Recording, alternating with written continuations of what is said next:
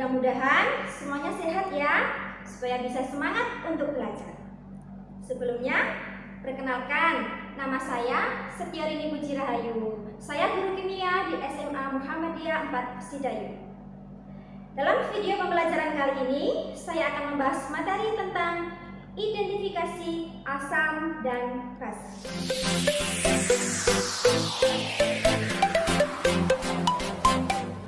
Senyawa asam dan basa sangat berperan dalam kehidupan sehari-hari.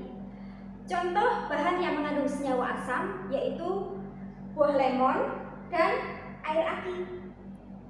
Sedangkan contoh bahan yang mengandung basa adalah deterjen dan daun sirih. Senyawa asam dan senyawa basa memiliki karakteristik masing-masing. Untuk karakteristik senyawa asam, yaitu jika kita cicipi akan terasa masam, dan jika terkena kulit akan terasa kesat. Dan selain itu, asam memiliki pH kurang dari 7. Sedangkan karakteristik senyawa basa, yaitu jika kita cicipi akan terasa pahit, dan jika terkena kulit akan terasa licin. Senyawa basa ini memiliki pH lebih dari 7. Lalu pertanyaannya, bagaimana kita mengenali senyawa itu bersifat asam atau basa? Apakah kita harus mencicipinya atau kita harus memegang?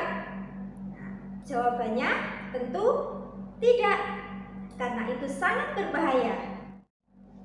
Contohnya tadi, senyawa asam adalah air aki, yang rumus molekulnya adalah H2SO4, yang mana jika terkena kulit akan melepuh seperti luka bakar, dan jika terkena mata akan mengakibatkan kebutaan.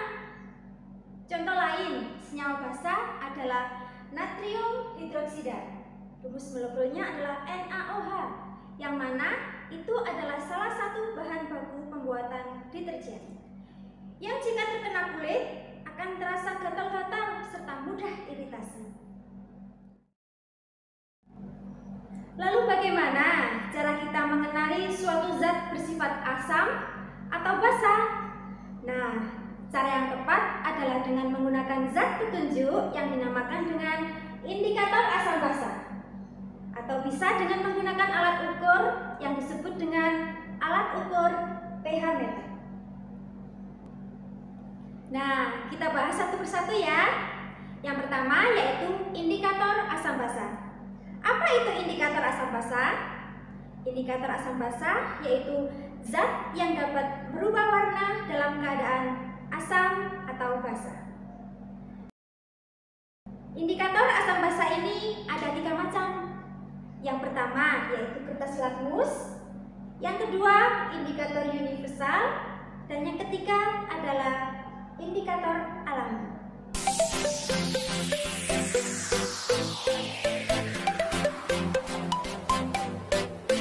Yang pertama adalah kertas lakmus. Kertas lakmus adalah indikator berupa kertas yang di dalamnya mengandung senyawa organik yang dapat berubah warna pada kondisi asam dan basa. Ada 2 jenis kertas lakmus, yaitu kertas lakmus merah dan kertas lakmus biru. Untuk gambar kertas lakmus ada pada gambar di atas. Untuk cara kerja kertas lakmus ini sangat mudah, yaitu tinggal kita celupkan kertas lakmus ke dalam larutan uji sekitar 1-2 detik, kemudian amati perubahan warna kertas lakmusnya. Untuk kesimpulannya akan ditunjukkan tabel di atas. Ketika kertas lakmus dicelupkan ke dalam larutan asam, maka lakmus merah akan tetap merah dan lakmus biru akan berubah menjadi merah. Yang kedua, jika kertas lakmus dicelupkan ke dalam larutan basa, lakmus merah akan berubah menjadi biru dan kertas lakmus biru akan tetap berwarna biru. Yang ketiga, jika kertas lakmus dicelupkan ke dalam larutan netral, kertas lakmus merah tetap menjadi merah, dan kertas lakmus biru tetap menjadi biru.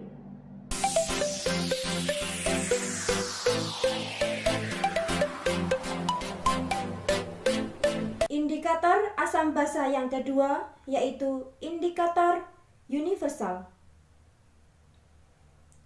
Sifat dan pH suatu larutan juga dapat ditentukan dengan indikator universal, yang merupakan campuran berbagai indikator yang dapat menentukan pH suatu larutan dari perubahan warnanya. Indikator universal ada dua macam. Yang pertama, indikator kertas strip. Kedua, indikator larutan. Indikator universal yang pertama yaitu indikator kertas strip. Nah, ini adalah gambarnya. Cara kerja dari indikator universal ini adalah kita celupkan kertas strip ke dalam larutan uji selama kurang lebih 5 detik. Kemudian kertas strip tersebut akan mengalami perubahan warna sesuai dengan pH larutan tersebut. Setelah itu, tinggal kita cocokkan warna yang dihasilkan dengan daftar pH yang ada pada sampul depan atau wadah dari kertas strip tersebut. Indikator universal yang kedua yaitu indikator larutan. Ada banyak sekali jenis indikator larutan ini. Contohnya adalah metil merah, metil jingga, bromtimol biru, fenaftalin, dan lain-lain. Setiap indikator memiliki trayek perubahan warna yang berbeda-beda. Yang ini artinya, dalam pengujian asam basa biasanya tidak hanya menggunakan satu jenis indikator saja. Minimal membutuhkan 2 jenis indikator. Ini adalah tabel perubahan warnanya. Kita ambil contoh satu ya. Misalkan metil jingga. Metil jingga ini memiliki trayek pH 3,1 sampai 4,4 dan perubahan warnanya dari jingga ke kuning. Maksudnya adalah jika larutan uji setelah ditetesi dengan metil jingga, warna larutannya berubah menjadi jingga, maka pH larutan uji tersebut adalah kurang dari 3,1. Dan jika larutan uji tersebut setelah ditetesi dengan metil jingga, warnanya menjadi kuning, maka pH dari larutan uji tersebut adalah lebih dari 4,4. Indikator asam basa yang ketiga yaitu indikator alami. Indikator alami berasal dari tumbuh-tumbuhan yang ada di sekitar kita, seperti bunga, sayur-sayuran, dan buah-buahan. Tetapi, tidak semua tumbuhan bisa kita jadikan sebagai indikator alami. Ada beberapa syarat yang harus dimiliki oleh tumbuhan tersebut, yaitu 1. Warnanya harus mencolok. 2. Mudah dibedakan warnanya ketika dalam suasana asam, basa, dan netral. 3. Mudah didapatkan. Dan yang keempat adalah mudah diekstraksi. Contoh indikator alami yaitu wortel, kunyit, bunga sepatu, buah naga, kulit manggis, dan lain-lain. Jadi, bahan alam yang kita jadikan sebagai indikator alami tersebut harus kita ekstrak dulu. Caranya adalah dengan cara ditumbuk, kemudian kita tambahkan sedikit air, lalu disaring, maka akan didapatkan ekstrak dari bahan tersebut. Yang mana ekstrak itu akan kita teteskan ke dalam larutan uji asam dan basa. Nah, ini adalah tabel perubahan warna dengan menggunakan indikator alami.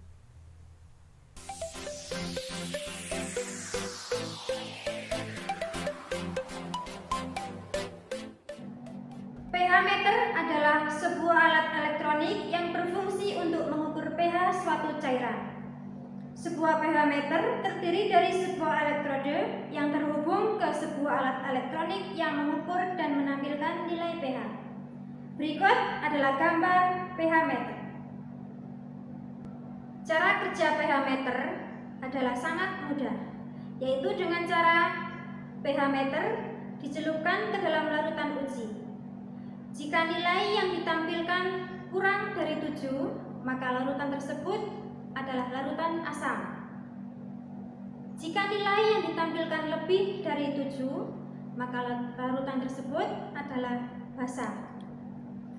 Dan jika nilai yang ditampilkan sama dengan 7, maka larutan tersebut bersifat netral. Demikian materi identifikasi asam basa yang dapat saya sampaikan. Semoga kalian paham dan dapat bermanfaat bagi kalian semuanya. Tetap semangat belajar ya. Semoga kalian menjadi anak-anak yang hebat dan berprestasi. Cukup sekian. Assalamualaikum warahmatullahi wabarakatuh. Dadah.